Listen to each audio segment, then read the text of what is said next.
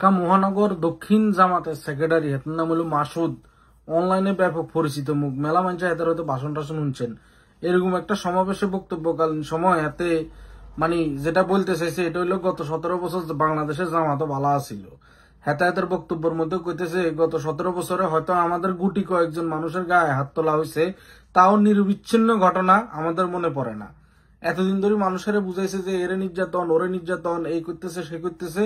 এখন আস্তে আস্তে বিএনপির হোম মারানি খাই আস্তে আস্তে কথাগুলো অকপটে স্বীকার করে নিতেছে এরা। ভিডিওটা দেখেন।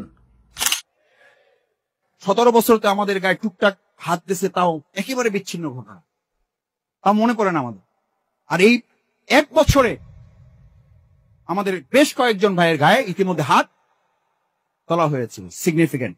হাতের বক্তব্যের আরেক অংশে হাতে কয় আওয়ামী লীগের আমলে মানে হেরা জামাত করে এটা যদি প্রুভ করতে পারতো, এটা ডকুমেন্ট দিতে পারতো, আওয়ামী লীগ সরকারের আমলেই ওদের কোর্ট থেকে জামিন নিত। বহু নেতা কর্মীরে হাতে নিজে রিপোর্ট দিয়ে জামিন করাইছে।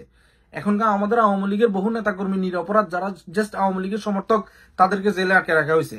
অথচ তোমরা আওয়ামী লীগের কথা কথা কো আওয়ামী লীগ মানুষের জেল জরিমানা করছে, অত্যাচার করছে, এই করছে সেই করছে, ফ্যাসিস্ট।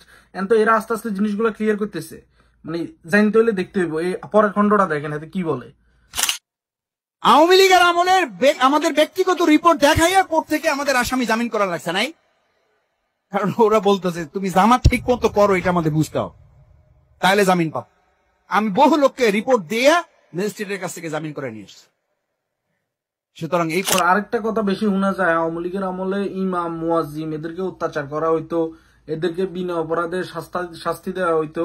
বাট হাতের বক্তব্যের মধ্যে এটাও ক্লিয়ার করে হাতে বলছে যে আপনি মসজিদের ইমামন, স্কুলের শিক্ষক হোক, আপনারা ডক্টর ইউনুস বা এদের প্রশাসন আপনারা ঘাত ধরে এখান থেকে নামাইবো, এটাই এর কথাবার্তা চলতেছে।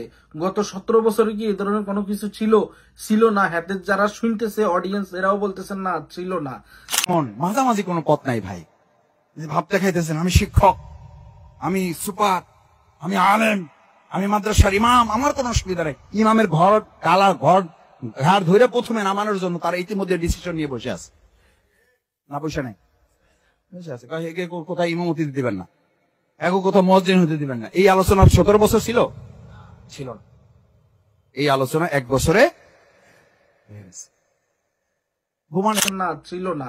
তাইলে তো জামাতের যেই নেতা হাতে অকপটে স্বীকার করে নিল গত 17 বছর তারা নিরাপদ ছিল, বাংলাদেশে রাজনীতি করে গেছে, বাংলাদেশে তাদের নিরাপত্তা ছিল, জামিন হয়েছে, সবকিছু হয়েছে। এনগা তোমরা আওয়ামী লীগের দোষারোপ করো, শেখ হাসিনা ফ্যাসিস্টটা ছিল, আমাদেরকে নির্যাতন করছে, এই করছে।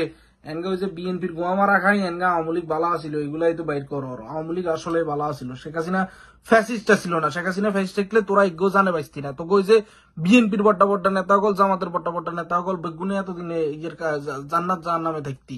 Remember that.